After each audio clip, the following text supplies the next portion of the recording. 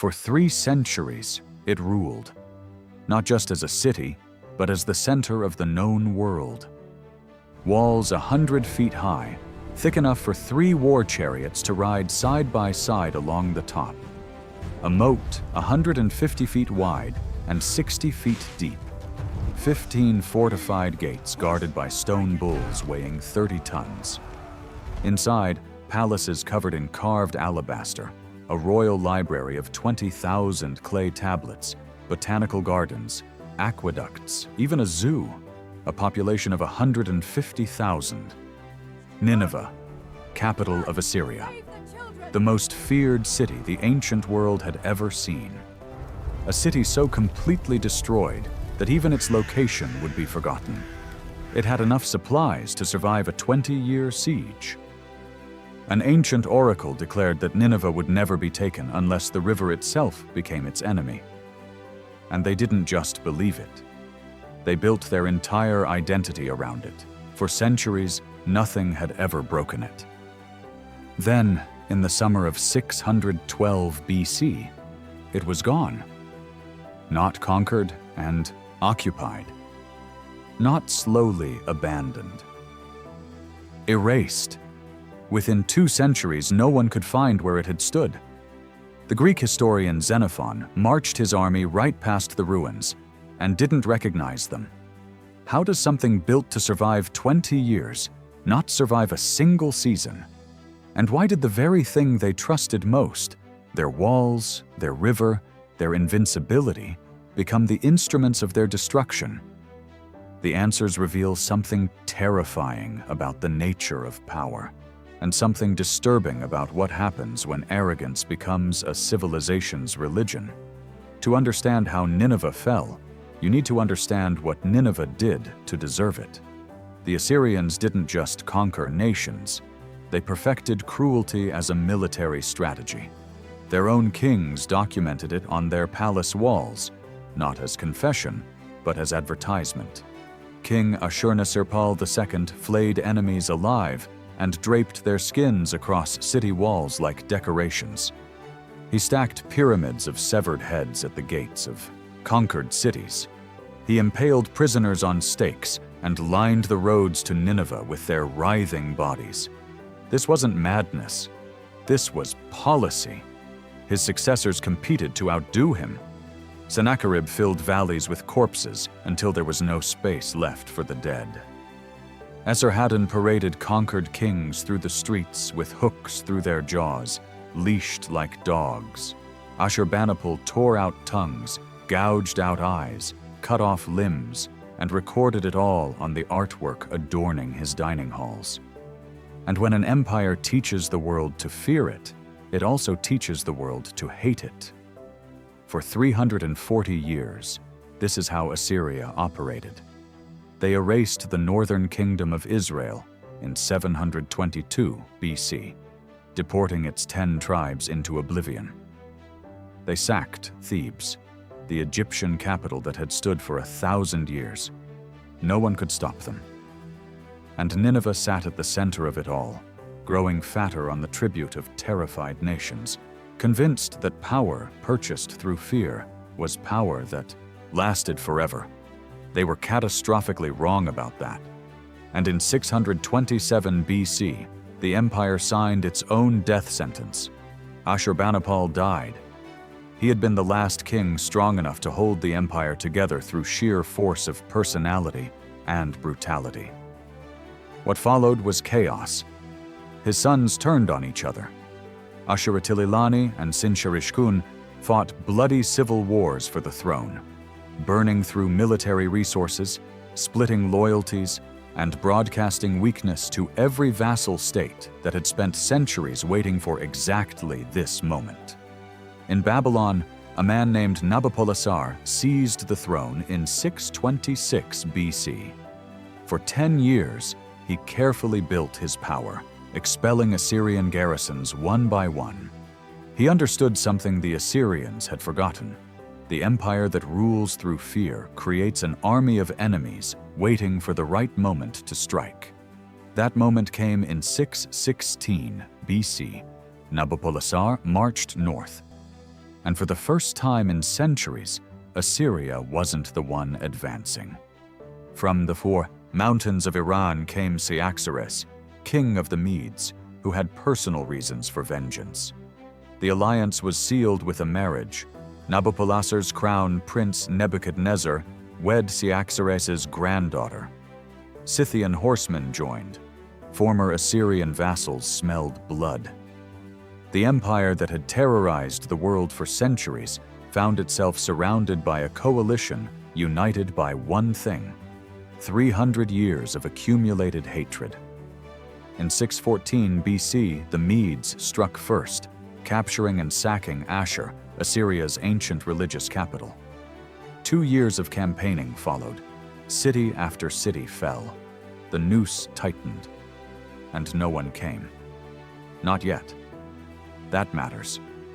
Then came the spring of 612 BC. The Allied forces converged on the capital. Over 100,000 soldiers encamped around the city and laid siege. For 3 months, the walls held. The gates didn't break. The moat kept the battering rams at bay. Inside, the defenders could almost believe the old stories were still true. They had supplies for years. They had walls that had never been breached. They had the Tigris flowing alongside them. Every morning they looked down from the ramparts at the enemy campfires and thought the same thought their fathers and grandfathers had thought. No one takes Nineveh. Every day the walls held, and every day they believed the prophecy was wrong. They had everything they needed to survive, except the awareness that they were already losing. For 3 months, it seemed justified. And then the one thing they never feared turned against them. Nineveh had that ancient prophecy hanging over it like a curse. The city would never fall unless the river became its enemy. And then the prophecy they laughed at came back. In August of 612 BC, the river became its enemy. Torrential rains swelled the Tigris beyond anything the engineers had planned for. The waters surged against walls built of sun-dried mud brick, walls that could withstand arrows and battering rams, but not water. The flood undermined the foundations. Archaeologists would later discover that roughly 1,200 feet of wall was simply missing on the riverside, not broken by siege equipment, but dissolved and swept away. The thing they trusted most ate them alive. The river gates collapsed. The palace foundations buckled. The wall that had protected Nineveh for generations opened like a wound. The Allied army poured through the breach. What followed was not a battle. It was an execution. Median and Babylonian soldiers surged through narrow streets as defenders scrambled from their posts. Women grabbed children and ran toward gates that were already lost. No commands, just chaos. The prophet Nahum, who had predicted this decades earlier, described it with chilling accuracy. Horsemen charging with bright swords, a multitude of slain, countless corpses piled in the streets. Archaeologists from Berkeley found the proof in the Halsey Gate. 16 bodies in a single passageway, all killed in combat, unburied, left where they fell 2,600 years ago. King Sinsharishkun, seeing the walls breached and his army collapsing, reportedly built an immense funeral pyre in his palace. He piled it with gold, silver, and royal robes. Then he shut himself inside with his wives and set the fire. The king who ruled through fear died afraid of being seen weak. The empire that had skinned men alive ended in flames. The dynasty that had built pyramids of severed heads was buried under a pyramid of ash. The looting continued for weeks. The library of Ashurbanipal, 22,000 tablets of accumulated knowledge, was scattered and buried under ash. The carved reliefs depicting Assyrian victories, the hunting scenes, the flayed prisoners, all of it collapsed into rubble and fire. But the most terrifying prophecy was what came after. Nahum said Nineveh would be hidden, not just destroyed. Hidden. After 612 BC, Nineveh disappeared from human memory so completely that for over 2,000 years, scholars debated whether it had ever existed. The walls dissolved into earth. Sand covered the palaces. Shepherds grazed flocks on mounds concealing royal courts. It wasn't until 1845 that British archaeologist Austen Henry Layard unearthed the remains beneath anonymous hills near Mosul, Iraq. 2,254 years of invisibility. The city that once believed it could never fall became a place no one could even find. Egypt left its pyramids. Rome left its Colosseum. Greece left the Parthenon. Babylon left traces of its legendary walls. But Assyria? Assyria left nothing visible above ground. The destruction was so total that before Layard's excavations, educated men in the 19th century argued that Nineveh was fiction. And now the second mystery. Why did no one come to save them? 300 years of alliances, vassals, treaty partners. Egypt tried. Pharaoh Necho II marched north. He arrived too late and was ultimately defeated at Carchemish. 3 centuries of relationships built on terror. And when the moment came, Nineveh died virtually alone. Fear doesn't build loyalty. It builds patience. After Nineveh fell, the last Assyrian holdout at Haran collapsed in 609 BC. The remaining forces were crushed at Carchemish in 605. No successor state. No cultural continuity, no remnant kingdom, just silence. And Babylon rose to take its place.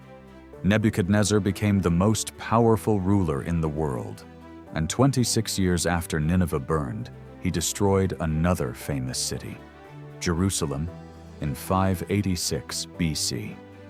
History rhymes. Nineveh didn't fall because it was weak. It fell because it believed it couldn't.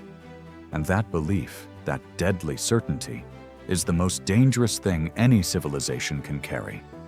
If a city like Nineveh, the largest, most fortified, most feared city on earth, can vanish so completely that the world forgets it ever existed, what does that say about any empire that believes it will last forever? Drop your thoughts in the comments. I read them. Because the most unsettling part of this story isn't how Nineveh fell. It's how someone knew it would. One man predicted all